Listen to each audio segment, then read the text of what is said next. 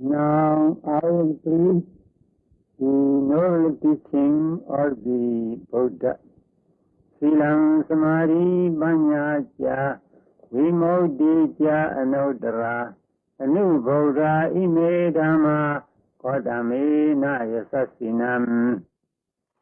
Gautama Buddha, who is a true refuge for all Buddhists, fully practiced and personally experienced, the noblest, the loftiest, and the most dependable dhammas, comprising sila, morality, samadhi, concentration, panya, wisdom, and vimukti, deliverance.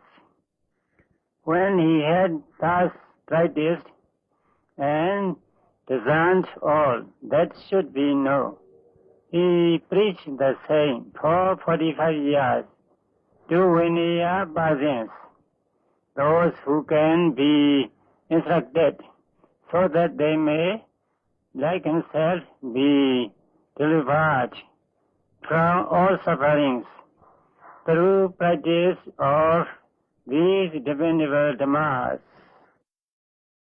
The Bodhisattva had 4 asankhya aeons and 100,000 world cycles ago, bowed at the feet of Venerable Buddha to become a Sammasambuddha, Supreme Buddha. From that time onwards, the Bodhisattva had fulfilled the paramis, perfections of virtue, needed for Buddhahood, like dana, charity, sila, morality, and so on. 2,562 years ago, according to Western reckoning, in this world cycle, he became the son of King Suddhodana and Queen Maya. The king father gave the name of Siddhartha to his child, the Bodhisattva, at the age of 16. He was married to Sayadawgyi, daughter of King Buddha, and went on enjoying the delights of royalty. When he was 29 years of age, he came to realize the ills of old age, sickness and death, and renounced the world in order to find out for himself and others the Dhamma that can liberate one from old age, sickness and death.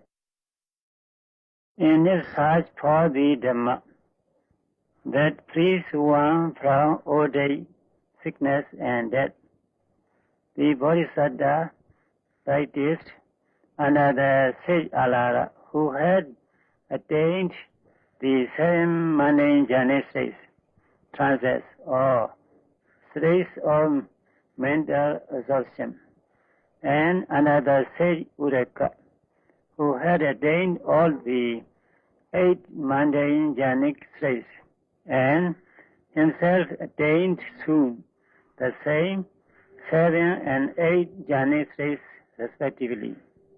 But these jhanic states are incapable of freeing one from old age, disease and death. They can only take one to the arupa, formless realms of existence and enable one to live for a long time. When the lifespan of 60,000 or 84,000 world cycles is ended, death ensues and takes one back to the human realm, where one is subject to old age, disease and death, like others. It can also send one to the 4 upaya nether worlds, They are not a noble Dhamma that can release one from old age, disease, and death. Thus, reflecting, the Bodhisattva gave up these mundane journey states and continued the search on his own for the noble Dhamma that would free one from old age, disease, and death. Giving up solid food and living on a handful of boiled bean soup, he continued his search for the noble Dhamma through modification of the body for 6 years. But he did not find it. Then he gave up this ascetic practice and resumed taking all such food as he should, and thus regained his strength, practicing anapana meditation, observing the in-breath and the out-breath. He attained the 4 rupa jhana states. On the basis of these jhana states, he further attained other jhana states and the higher spiritual powers. Later on, he came to realize that old age and death are due to rebirth, which in turn is due to desire, clinging, and karma. Desire is caused by Vedana feeling, which is looked upon as pleasurable. If this Vedana is rightly seen as constantly rising and passing away, desire will no longer arise and will come to an end. If desire ends, clinging and pleasure-seeking karma will also come to an end. With the ending of karma, there will be an end of rebirth along with the suffering of old age and death. Realizing all these facts, the Bodhisattva meditated on the rising and passing away of the 5 uparana khandhas, groups of clinging, so that there may be no occasion for desire to arise.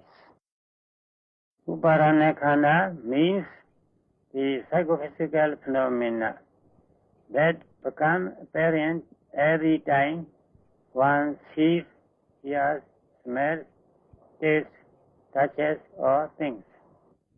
In object of seeing, the eye in which arises seeing becomes apparent. The physical object which is seen becomes apparent, and the seeing consciousness also becomes apparent. Along with this consciousness, the feeling of pleasure or non-pleasure at the sight also becomes apparent. The perception sanya of what is seen, the encouragement prana to see, and the attention manasikara to the sight seen.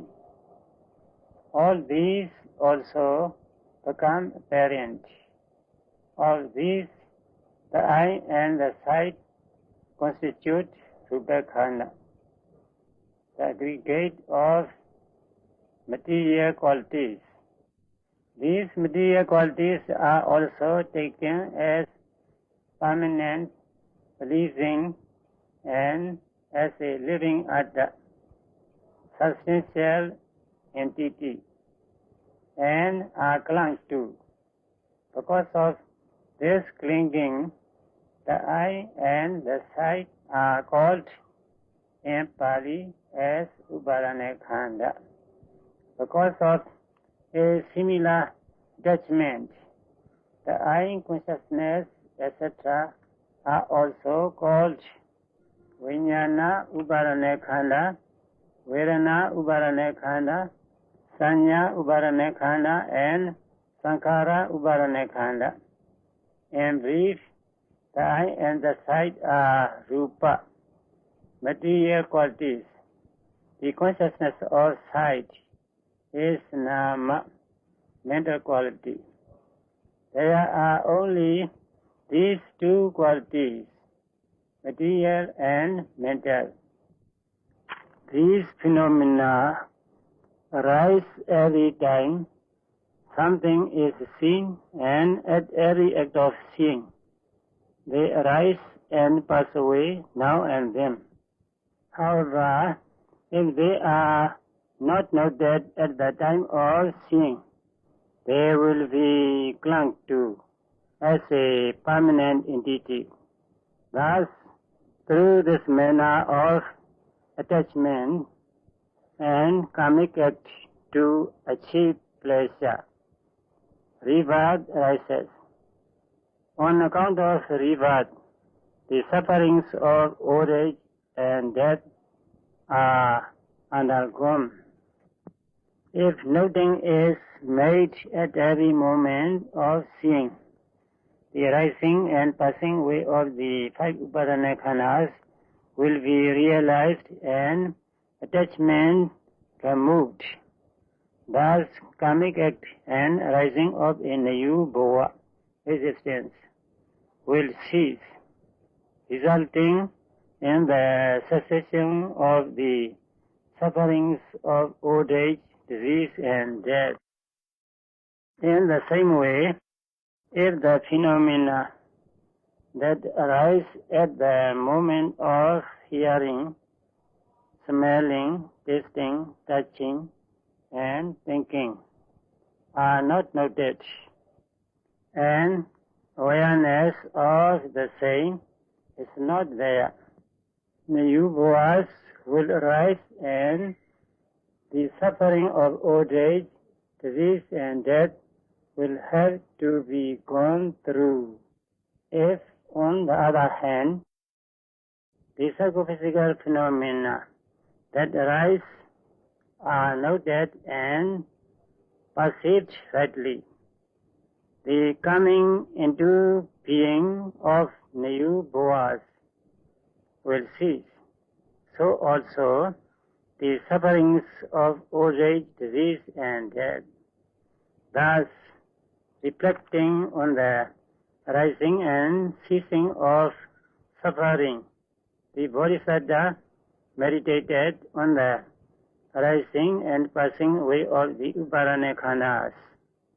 In such meditation, he was soon freed from the bondage of asvakilesa, the impurity of the outflows, and became the omniscient Supreme Buddha. So the Buddha preached thus, Tassa Panchasu Uparane Khandesu Uriya Bhayanubhasino Viharado Najira Seva Anuparaya Asvehi Chaitan Vimochi. This, in brief, is how the Buddha himself practiced so as to be free from sufferings of old age, disease, and death, etc., and realize the noblest dhammas of sila, morality, samadhi, concentration, panya, wisdom, and vimukti, deliverance.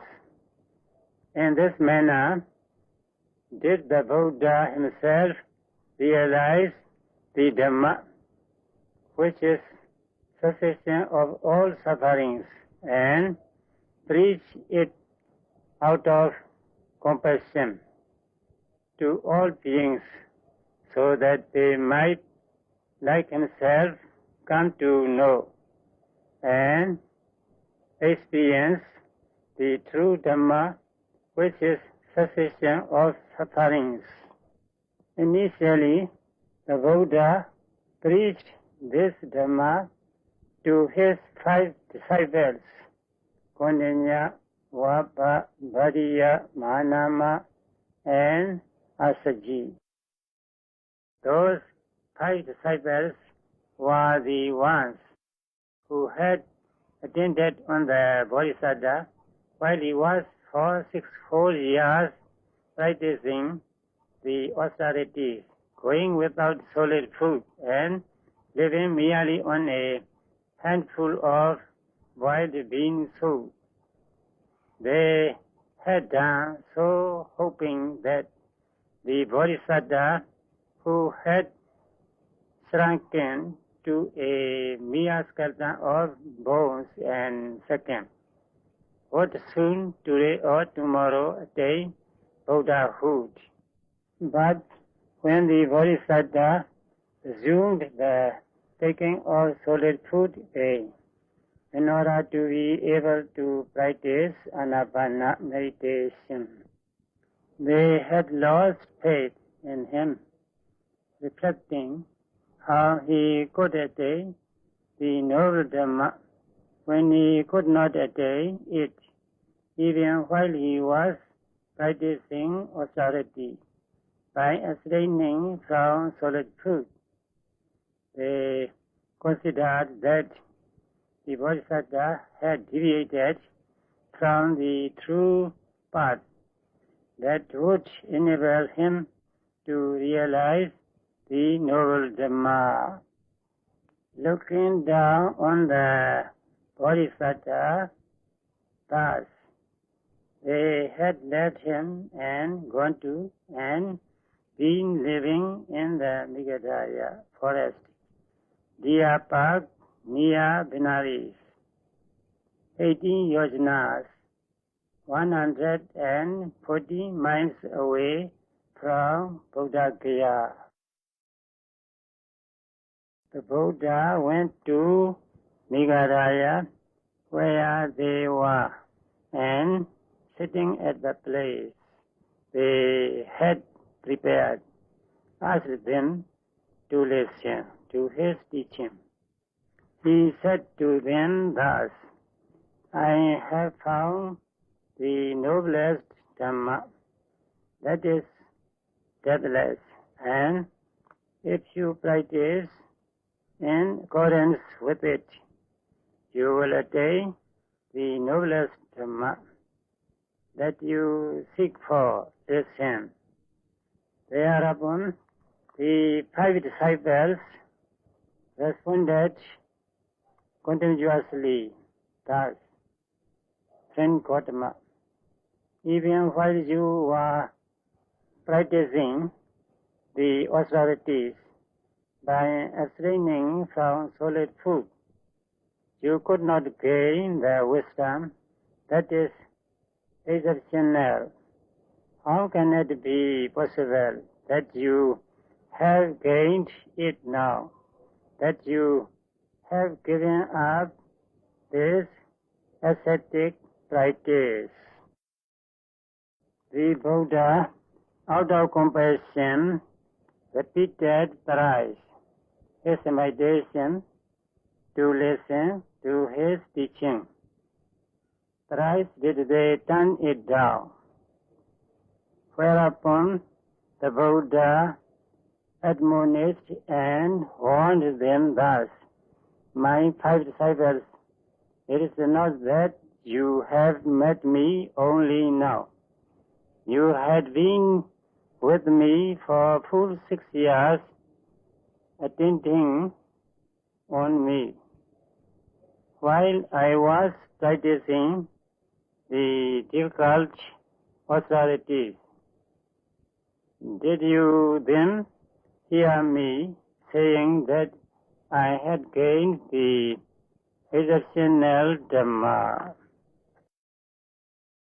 Thereupon, the 5 disciples, believing that it must be so as the Buddha had said, since he had not said then that he had realized the exceptional Dhamma,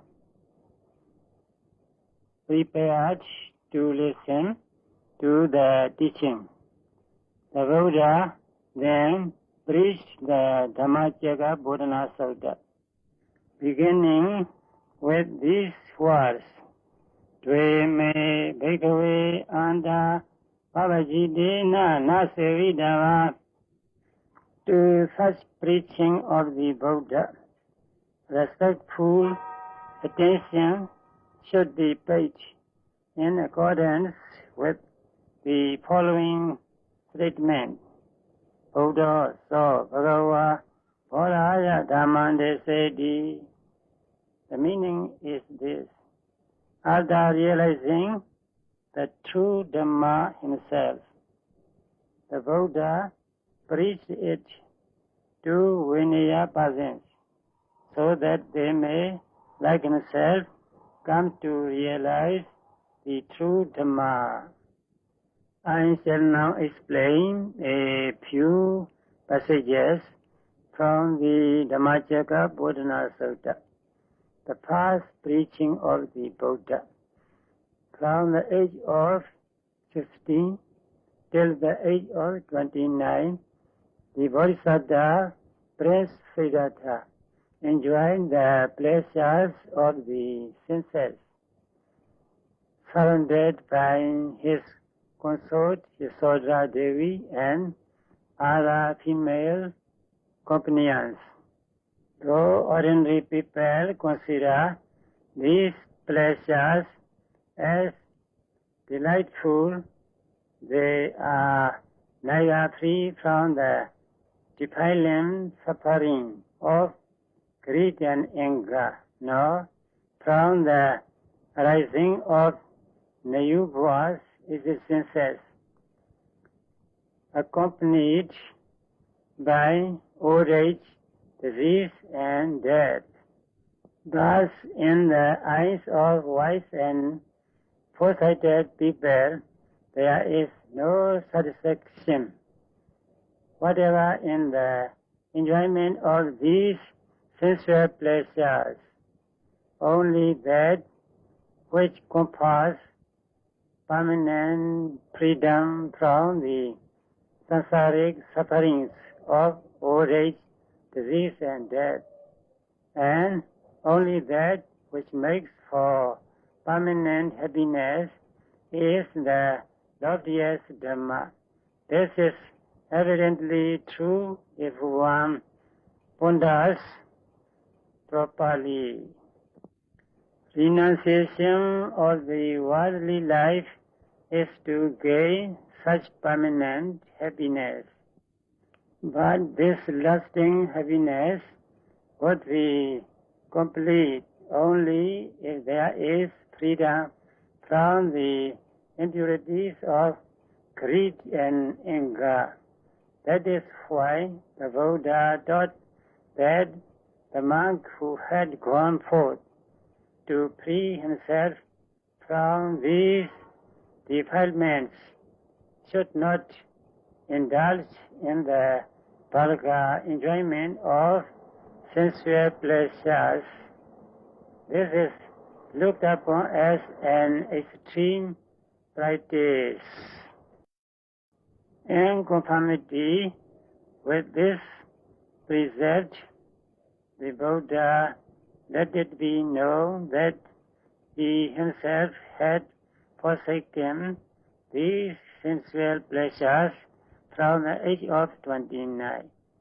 He also let it be known that his giving up the extreme austerities and taking gain such food as he should was not enjoyment of sensual pleasure, but strengthening of his body so that he could properly engage in anapana, meditation, etc.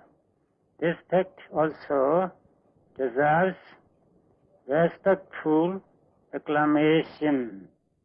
sustaining himself daily on a mere handful of wild bean soup and practicing self-modification for 6 years without gaining any novel Dhamma. The Bodhisattva realized that it was a fruitless exercise that only brought suffering. He therefore let it be known that he had forsaken it as being not worthwhile. The true middle way was found only after the Bodhisattva had given up these two extremes of sensual pleasure and self-torture. What is this middle way? It consists of number 1, Samadhi, right view. Number 2, Samma Sankappa, right thinking or resolution. Number 3, Samma Vacha, right speech. Number 4, Samma Kammanta, right action. Number 5, Samma Ajiva, right living or livelihood. Number 6, Samma Vayama, right effort. Number 7, Samma Sati, right mindfulness. And number 8, Samma Samadhi, right concentration. All these 8 parts of the right path, Samma Vacha, Samma Kammanta and Samma Ajiva, are Sila, morality, making us. If the 5 precepts are scrupulously observed, Sila Maganga is accomplished to a reasonable extent. But for full accomplishment, attainment of the Sayadawgyi Magga is essential. That is why Sayadawgyi Magga and Phala Attaina is described as Silesu Tripurakari.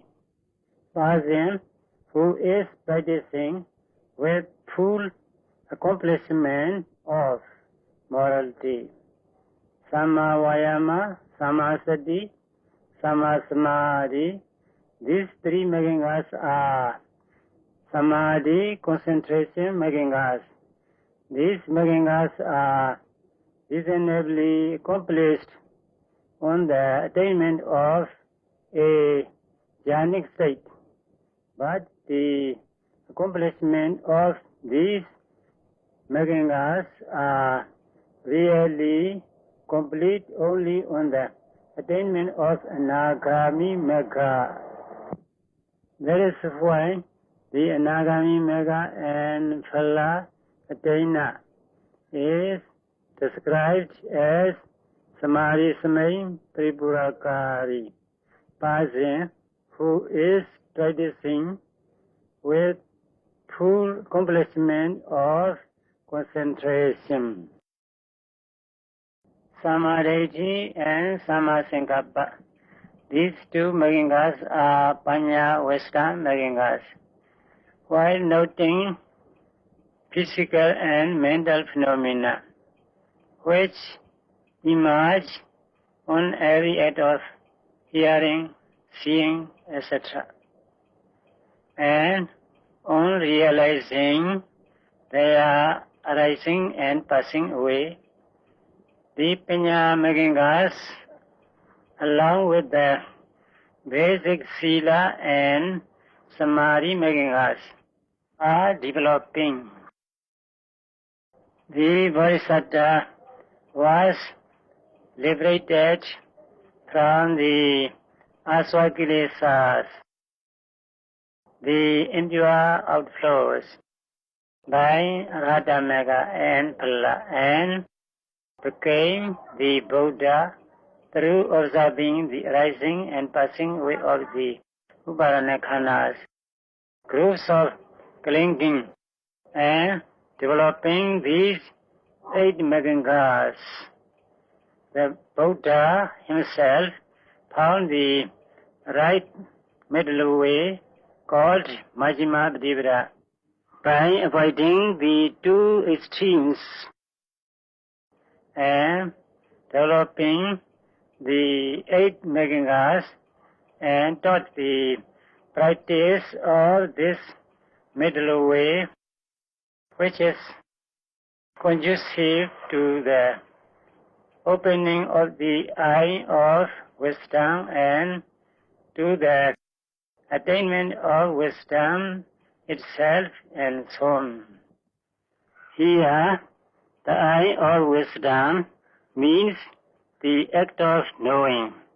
This act of knowing is figuratively spoken of as the eye of wisdom, because it sees as if with the eye. What kind of knowledge does arise with every act of seeing, hearing, touching, or knowing?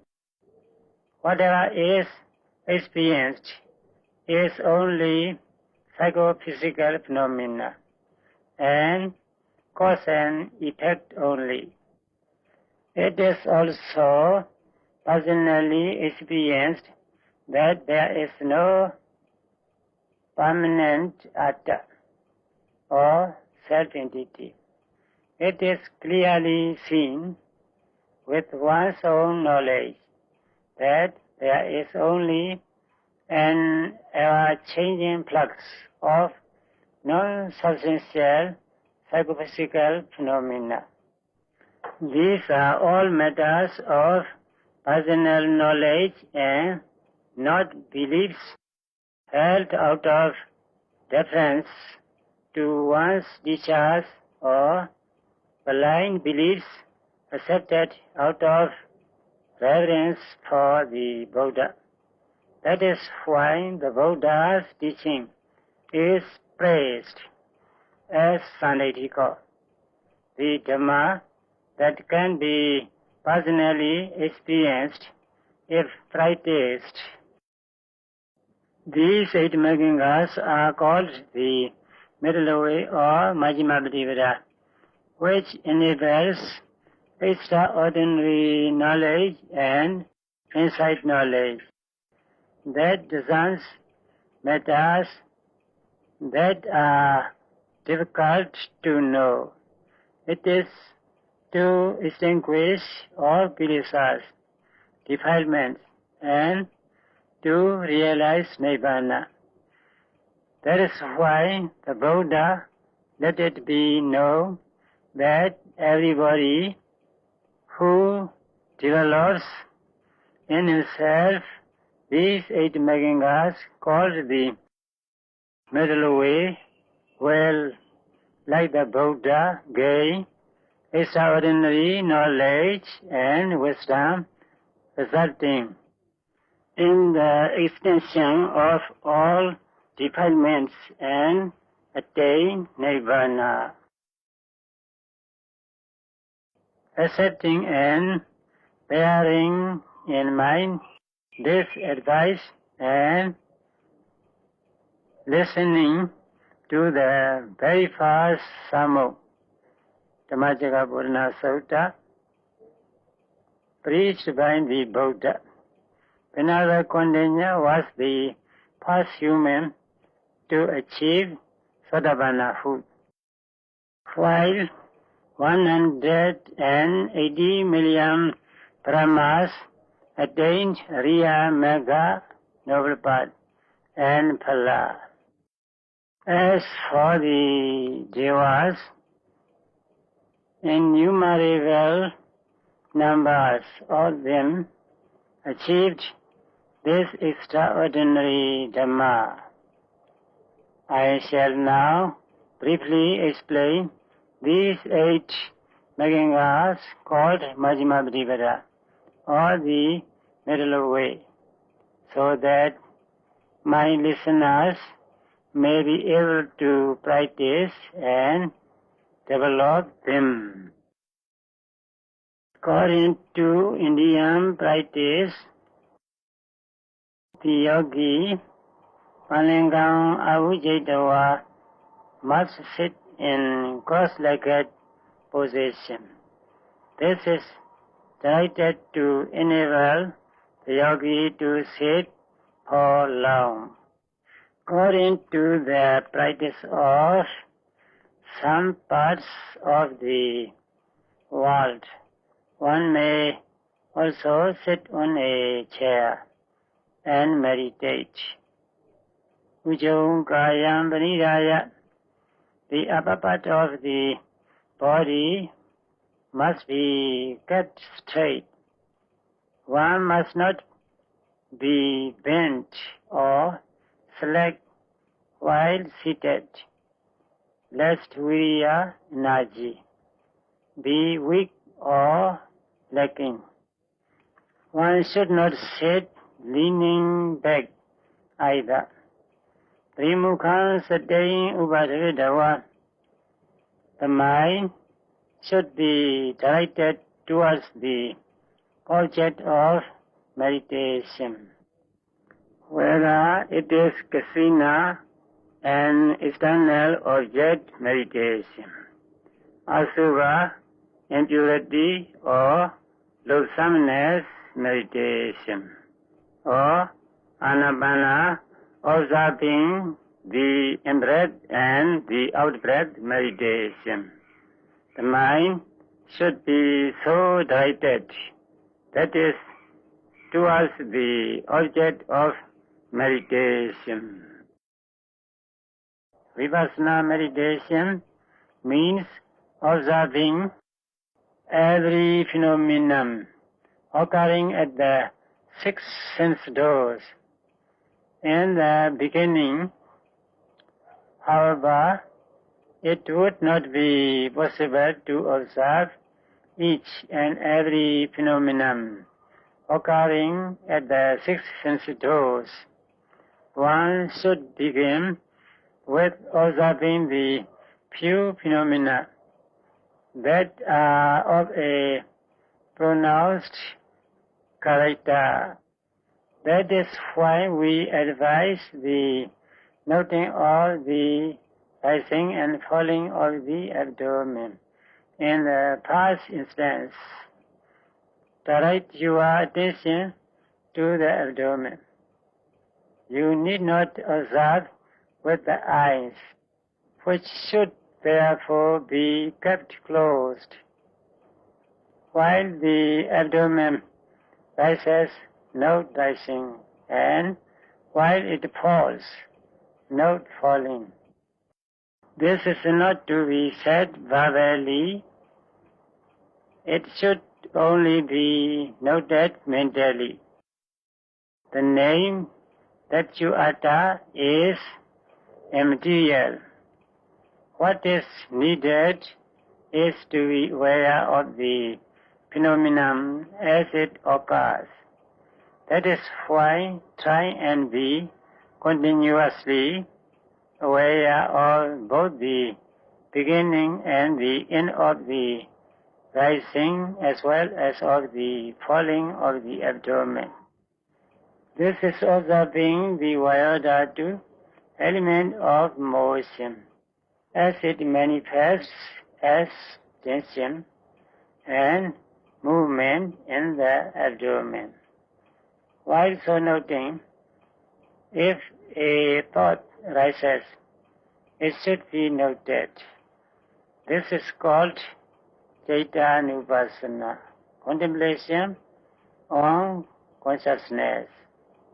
According to Satipatthana Desana teaching, after noting this thought, go back to the rising and falling of the abdomen. While noting thus, if pain or aching arises in the body, it should be noted paining. This is Vipassana, contemplation or feeling. Then back to noting the rising and falling. If one hears something, it should be noted, hearing. Then back to noting the rising and falling. This, in brief, is the method of meditation to be practiced for about 2 minutes. Well, let us meditate in this manner for 2 minutes. The 2 minutes are over. Within every minute, 50 or 60 acts of noting are possible. In each act of noting, the Dhammas comprising the 8 Megangas are taking place.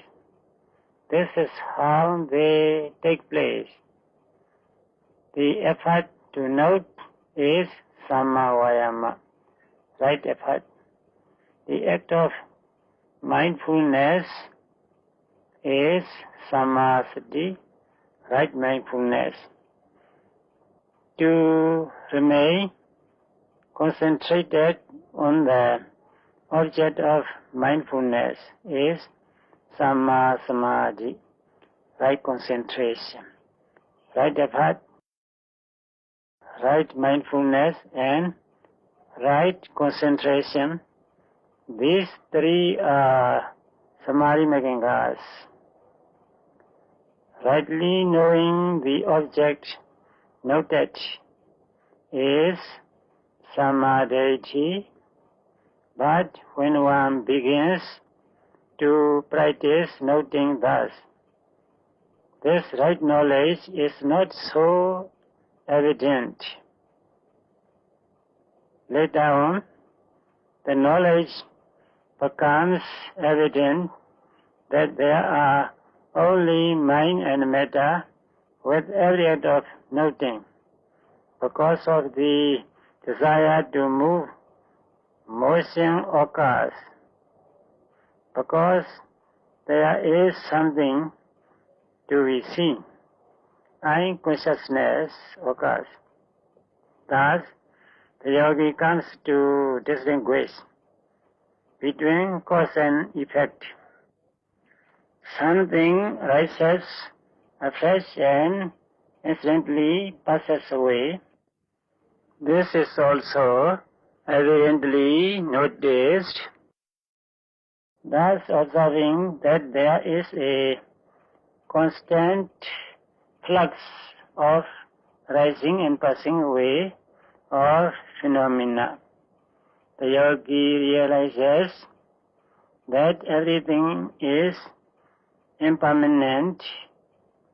After the passing away of old rupas and namas, if new ones fail to arise, that is the moment to die. Thus, death can come about at any moment. How frighteningly miserable life is. It is also realized that everything happens of its own accord, subject to nobody's control, and therefore is anatta, non-self. All these acts of realization are right viewing. Inclining the mind to such viewing is Samma Sankappa. Samadhi and Samma Sankappa, these 2 are Panya, wisdom, Megangas. The 3 Samadhi Megangas and the 2 Panya Megangas are described in the commentaries as the 5 Kara Megangas, which may be stated as the 5 workers in worldly life, where a job can only be finished by 5 workers as a team. It needs to be done by them unitedly in harmony. In the same way, these 5 Megangas are in harmony with every completed act of noting and knowing. Every time these 5 Megangas gather strength through such harmony or concord, extraordinary Vipassana insight develops. Next, abstaining from unwholesome bodily acts of killing, stealing, illicit sexual conduct, Samma Kamanda. Abstaining from verbal acts of telling lies, backbiting, abusing, and frivolous talk, Samma Vaca. Abstaining from unlawful livelihood is Samma Ajiva. These Megangas constitute Sila Meganga. These Megangas are accomplished with the taking and observing of the precepts. So are they with every act of noting in meditation. So are the 8 Megangas developed with every act of noting, with the attainment of Nirvana, getting nearer and nearer in the same way as in walking. Every step brings one nearer and nearer to one's destination. Just as with the last step you arrive at your destination, so also you attain Nirvana with the last act of noting. Therefore, beginning with noting the rising and falling of the abdomen, we are to constantly observe the arising of the psychophysical phenomena as much as we can. With such observation, may you develop extraordinary Vipassana insights, rapidly attaining Ariya Megajnana, knowledge of the noble path, Phalajnana, knowledge of the fruition of the path, and Nibbana. Sadhu, sadhu, sadhu.